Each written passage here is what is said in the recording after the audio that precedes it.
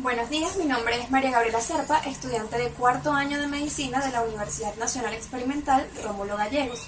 En este video hablaremos acerca de los tumores de cuello, tema correspondiente a la materia de clínica quirúrgica con el doctor Roberto Vargas. Cuando se inicia algún habla sobre las neoplasias de la cabeza y el cuello, casi siempre se hace referencia a carcinoma epidermoide. Su etiología. El tabaquismo incrementa el riesgo de aparición de un carcinoma en la cabeza y el cuello, 1.9 veces en varones y 3 veces en mujeres, en comparación con quienes no fuman. El riesgo aumenta a medida que es mayor el número de años de tabaquismo y cigarrillos que se fuman al día.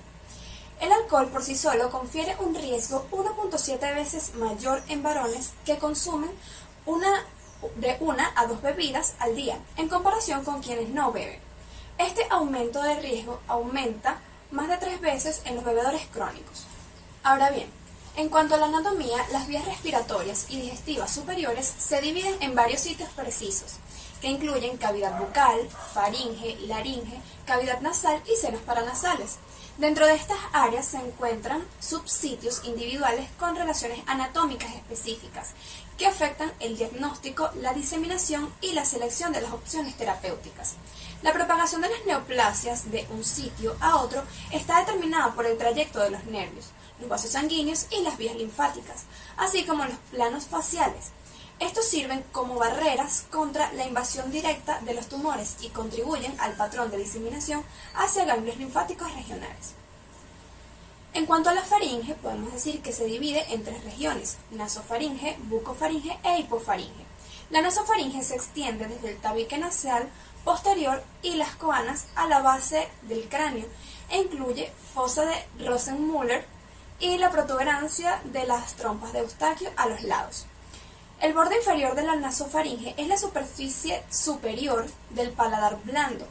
Dada la localización de la nasofaringe en la línea media, no es rara la diseminación metastásica regional bilateral de estas lesiones. La hipofaringe se extiende desde la valécula al borde inferior del cricoides posterior y lateral a la faringe. Los subsitios de esta región incluyen las fosas piriforme, el espacio postcricoideo y la pared faríngea posterior. Con frecuencia la diseminación linfática regional es bilateral y en el sentido de los ganglios cervicales medios e inferiores. La laringe se divide en 3 porciones distintas: supraglotis, glotis y subglotis.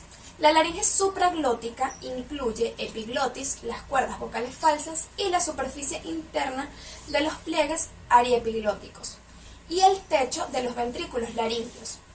La glotis comprende las cuerdas vocales verdaderas, las comisuras anterior y posterior y el piso de los ventrículos laríngeos. La subglotis se extiende de la parte inferior de las cuerdas vocales verdaderas al borde superior del cartílago cricoides, dentro de las vías respiratorias. Las lesiones glóticas y subglóticas, además del potencial de diseminación a los ganglios linfáticos de la cadena cervical, también pueden dispersarse a los ganglios linfáticos paralaringio y paratraqueales. Hablando del triángulo posterior, en su límite anterior se encuentra el borde posterior del esternocleidomastoideo, el límite inferior, la clavícula en su tercio medio.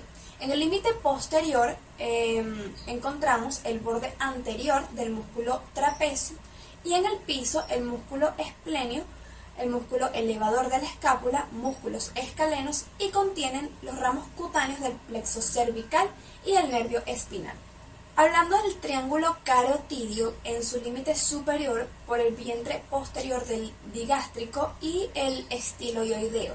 El límite anterior por el vientre superior del homoioideo, el límite posterior por el borde anterior del músculo esternocleidomastoideo y el techo por la fascia superficial con el plastima y fascia cervical profunda.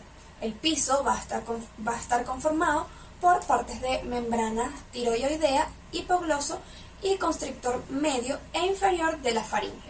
Este contiene la bifurcación carotidia interna y externa, la arteria tiroides superior, rama lingual superior, la vena yugular interna, la vena facial común, el nervio neumogástrico, el nervio vago, el nervio hipogloso y el nervio accesorio.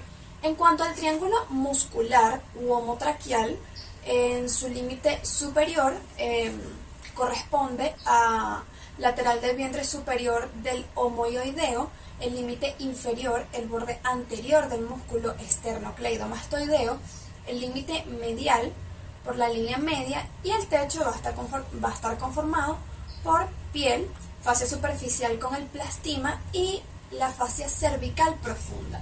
El piso va a estar constituido por el esternocleidoideo y el esternotiroideo. Contiene la arteria tiroidea superior, la vena tiroidea inferior, la vena yugular anterior, el nervio asa cervical, el triángulo Barabeu, el límite posterior, vena yugular interna, el límite anteroinferior, la vena tirolinguofaringofacial, límite anterosuperior, el nervio hipogloso, y este contiene bifurcación de la arteria carótida primitiva, tanto la interna como la externa, el nervio neumogástrico, el asa del hipogloso, anexo a esto el triángulo de Bouillon, vientre posterior del gástrico con el límite anterosuperior. En el triángulo de Sedillot o frénico tenemos que el límite anterosuperior se encuentra el fascículo external del esternocleidomastoideo, por su límite posterior el fascículo clavicular del esternocleidomastoideo, el límite inferior la clavícula, y este va a contener lo que es el nervio frénico. En cuanto a la región suprayoidea, es la región anterior y superior. Es un triángulo de base en el hueso hioides y vértice del mentón. Está oculto detrás de la mandíbula cuando la cabeza está en posición normal.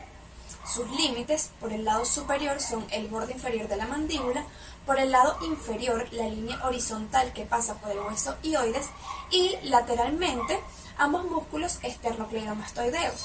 En la profundidad, el músculo miloioideo lo separa de la boca y posee 3 planos musculares divididas en 2 triángulos, triángulo submentoniano y triángulo submandibular. La región infrayoidea.